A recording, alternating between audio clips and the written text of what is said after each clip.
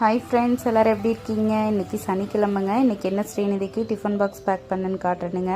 இன்றைக்கி ரொம்பவே சிம்பிள் தான். தக்காளி சாப்பாடு செஞ்சு கொடுத்துருக்கேங்க, தாளித்து கொடுத்து விட்ருக்கேன்.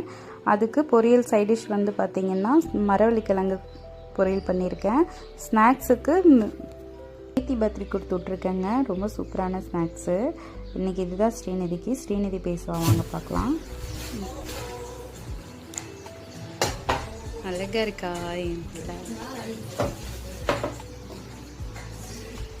ஸ்ரீமா, இன்னைக்கு என்ன எக்ஸாம்? இங்கிலீஷில் வந்து இந்த இந்த பாட்டை பார்த்துட்டு போவியா? நல்லா இங்கிலீஷ் ஈஸி. அப்படியா? அது ஏம்மா தமிழ் மட்டும் வர்றதில்ல?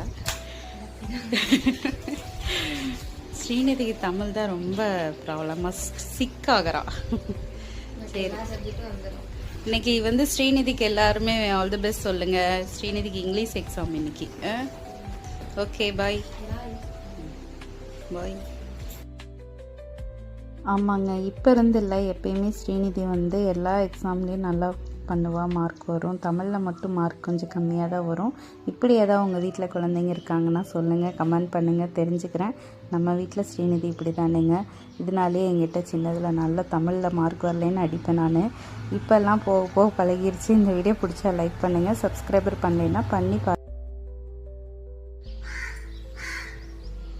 நம்ம ரெகுலர் காக்காவும் வந்து சாப்பிட்டு கிளம்பிட்டாங்க. இந்த வீடியோ பிடிச்சா லைக் பண்ணுங்கள். தேங்க்யூ.